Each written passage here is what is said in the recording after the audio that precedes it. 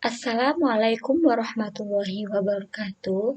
Salam sejahtera bagi kita semua. Halo, kembali lagi dengan saya Muslihatul Ainun Mujaroh, mahasiswi STK IPB GRI Sidoarjo, Program Studi Pendidikan Matematika Angkatan 2019C. Di video ini, saya akan menjelaskan tentang metode pembelajaran berbasis proyek, yaitu meliputi pengertian pembelajaran berbasis proyek, konsep dasar, prinsip, karakteristik, dan langkah-langkahnya. Sebelumnya, perkenalkan dulu dosen pengampu dari mata kuliah pembelajaran inovatif ini yaitu Ibu Dr. Lestari Ningsih, MPD. Nah, pengertian pembelajaran berbasis proyek. Pembelajaran berbasis proyek atau biasanya disebut dengan Project Based Learning atau disingkat jadi PBL adalah metode pembelajaran yang menggunakan proyek atau kegiatan sebagai media. Peserta didik melakukan eksplorasi, penilaian, interpretasi, sintesis, dan informasi untuk menghasilkan berbagai bentuk hasil belajar.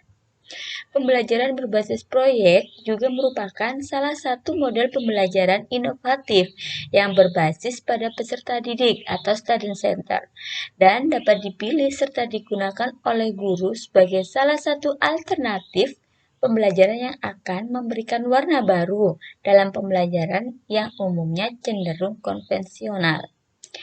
Dalam pembelajaran berbasis proyek, peserta didik melakukan investigasi atau penyelidikan melalui pertanyaan terbuka, menerapkan pengetahuan untuk menghasilkan produk. Selain itu, dalam pembelajaran ini disetting agar peserta didik yang lebih aktif dalam pembelajaran dengan bekerja sama dalam satu kelompok. Dalam konsep dasar, pembelajaran berbasis proyek didukung oleh teori belajar konstruktivisme. Dalam pandangan konstruktivisme, dikemukakan bahwa pengetahuan tumbuh dan berkembang melalui pengalaman. Inti dari pembelajaran konstruktivisme meningkatkan pengetahuan dalam ranah akademik, sosial, dan personal secara bersamaan. Pembelajaran berbasis proyek awalnya dikenalkan oleh John Dewey. Kemungkinan peserta didik melakukan berbagai pilihan dalam proses pembelajaran. Peserta didik bekerja sama dalam berbagai tugas yang berbeda dan berkaitan dengan proyek.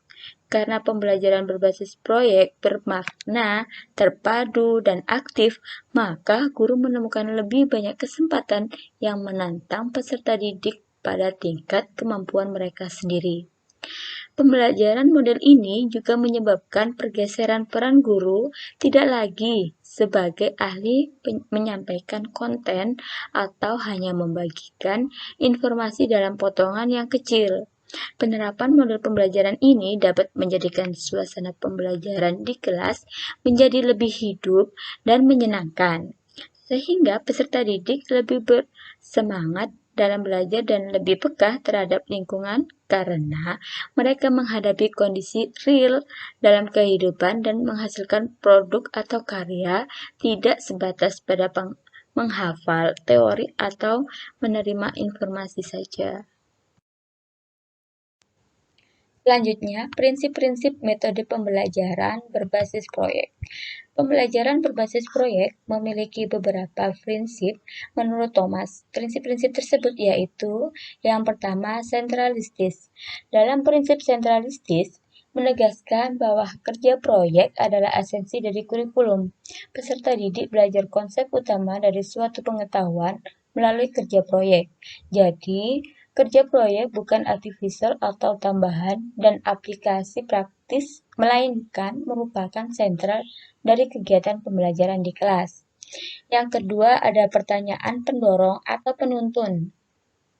Jadi, prinsip pertanyaan penuntun berarti bahwa kerja proyek dimulai dengan berfokus pada pertanyaan atau permasalahan yang mendorong peserta didik berusaha memperoleh konsep atau prinsip-prinsip tertentu. Selanjutnya yang ketiga ada investigasi konstruktif. Prinsip Investigasi konstruktif merupakan proses yang mengarah kepada pencapaian tujuan yang mengandung kegiatan inquiry atau penyelidikan, pembangunan konsep, pemecahan masalah, dan keputusan. Nomor keempat ada otonomi.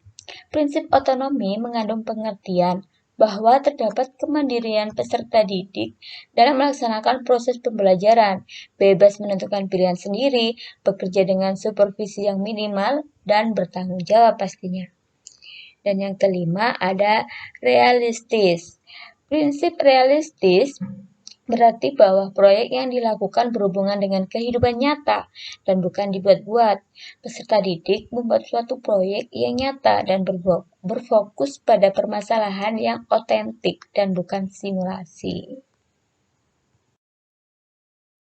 Karakteristik. Ya, apa saja karakteristik yang dimiliki oleh pembelajaran berbasis proyek ini? Karakteristik tersebut sebagai berikut. Yang pertama, peserta didik membuat keputusan tentang kerangka kerja.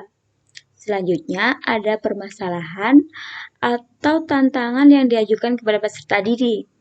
Yang ketiga, peserta didik mendesain proses untuk menentukan solusi atas permasalahan atau tantangan yang diajukan. Yang keempat, peserta didik secara kolaboratif bertanggung jawab untuk mengakses dan mengelola informasi untuk memecahkan permasalahan. Yang kelima, proses evaluasi dijalankan secara kontinu. Selanjutnya, peserta didik secara berkala melakukan refleksi atas aktivitas yang sudah dijalankan. Yang ketujuh, produk aktif peserta didik dalam mengerjakan proyek dievaluasi secara kualitatif. Dan yang terakhir, situasi pembelajaran sangat toleran terhadap kesalahan dan perubahan. Selanjutnya ada langkah-langkah pembelajaran berbasis proyek menurut The George Lucas Educational Foundation, yaitu sebagai berikut. Penentuan pertanyaan mendasar yang pertama. Pembelajaran dimulai dengan pertanyaan esensial, pertanyaan yang dapat memberi penugasan kepada peserta didik dalam melakukan suatu aktivitas.